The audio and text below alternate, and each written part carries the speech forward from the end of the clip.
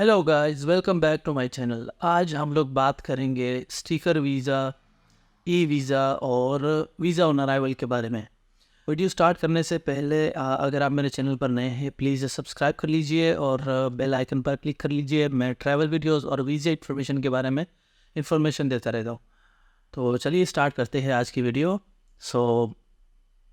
देखिए, चाहे वो स्टिकर वीज़ा हो, चाहे वो वीज़ा ऑन अराइवल हो, चाहे वो वीज़ा हो वीज़ा अराइवल पे हो या ई वीज़ा हो या जो भी वीज़ा हो, फ़ायदे जो होते हैं, जो कंसिडर होता है उसको ट्रैवल को किया जाता है। चाहे चाहे आपको कोई भी कंट्री अगर आपको वीज़ा दे भी दे, शायद चाहे वो स्टिकर वीज़ा दे दे, अगर आप ट्रैवल ना करो तो उसका कोई फ़ायदा नहीं है। और अगर वीज़ा ऑन अराइवल है तो अगर आप जा रहे हो किसी कंट्री, अगर आप एंट्री करते हो, देखो मेन जो होता है वो एंट्री होती है। अगर आप इस चीज़ को समझो ना कि एंट्री क्या किस तरह होती है। एंट्री जब आप किसी भी कंट्री में करते हो उसके ऊपर आपका इन और आउट का जो स्टैंप लगता है, तो उस चीज़ का फ़ायदा होता है वो होता है कि आप ट्रैवल कर चुके हैं, वो ट्रैवल काउंट करते हैं और उनको पता होता है कि आप कहाँ गए हो, कहाँ नहीं गए हो। ये वो जो आप किसी भी वीज़ा के लिए अगर आप अप्लाई करते हो तो उसके लिए आप पासपोर्ट जमा करते हो, उसके ऊपर वो लोग सारे स्टिकर देख लेते हैं पहले तो। अगर किसी बड़े कंट्री का सिर्फ स्टिकर होता है कि जैसे कि अगर शेंजन का स्टिकर होता है, उसकी वैल्यू है, चलो वो तो होता ही वो ही है ना। बाकी कनाडा वगैरह उसका ई वीज़ा आता है, उसके बाद जाके आप वो भी आपका मतलब पहले आपको कनाडा अगर वीज़ा अप्लाई कर रहे हो तो पहले आपको नोटिफिकेशन दे देता है कि आप अपना जो है ना पासपोर्ट सबमिट कर लीजिए और हम आपको वीज़ा देंगे। तो वो आपको दोबारा पासपोर्ट सबमिट करने के लिए, मतलब वो भी स्टिकर वीज़ा होता है। जिनकी स्टिकर वीज़े की बेसिकली वैल्यू किसकी होती है, शेंजन या बड़े कंट्रीज़ की होती है। बाकी जो भी कंट्रीज़ है वो अगर ई वीज़ा दे रहा है या अगर वो वीज़ा ऑन अराइवल दे रहा है तो उन सब की कोई ज़रूरत नहीं है। अगर आप स्टिकर वीज़ा लगाना चाह रहे हो तो उसकी कोई ज़रूरत नहीं है, क्योंकि वो इतनी वैल्यू कंसिडर नहीं होती है।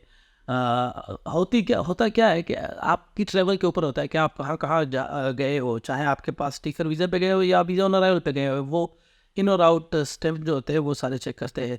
तो अगर आप किसी भी कंट्री को अप्लाई करते हैं तो फिर ये जो है ये अपने जहन में याद रखें कि किसी भी कंट्री, यानी कि मतलब मैं बड़ी कंट्री की बात कर रहा हूँ, शेंजन या फिर कनाडा या फिर यूके यूएसए, जो आप स्कैन की वो बनाए उसके ऊपर आप कंट्री का नाम लिख ले या फिर वो खुद पढ़ भी लेते, देख लेते, स्टिकर के ऊपर लिखा होता है, तो कोई इतना बड़ा इशू नहीं है।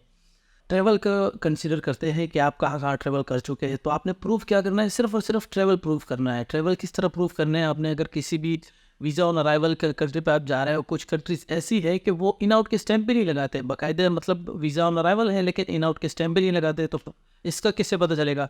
इसका पता यूँ चलेगा कि जब आप जाते हो तो आपको जो आपके जो बोर्डिंग पास होते हैं उनको मत घुमाना। कभी कभी क्या होता है कि कुछ दोस्त या वो घूम कर आ जाते हैं लेकिन उसके पास कोई कंट्री को प्रूव करने के लिए कुछ होता नहीं है। आप होकर तो आ गए, चलो सही है, लेकिन आप तस्वीरें तो नहीं शेयर कर सकते कि देखिए मैं वहाँ पर जगह गया हूँ। एम्बेसी में तस्वीर अगर तो नहीं होती, उनको प्रूफ चाहिए होती है कि ट्रैवल प्रूफ क्या है।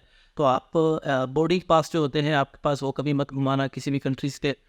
और दूसरी बात यह है कि क्या नाम है, कुछ कंट्रीज़ होती है वो इन आउट के स्टैंप लगाते हैं, तो सही है, ये तो फिर आपकी जो है ना कंसिडर हो रही है ट्रैवल में। और उस चीज़ को भी ये लोग बहुत देखते हैं कि आप कितने दिन स्टे करके आए हो। तो अगर किसी भी कंट्री का आप प्लान करते हो तो प्लीज़ 4 से 5 दिन जो होता है वो, छोटी कंट्री जो होती है उसके 4 से 5 दिन का प्लान जो है ना हमेशा कर लिया करो, वहाँ स्टे कर लिया करो।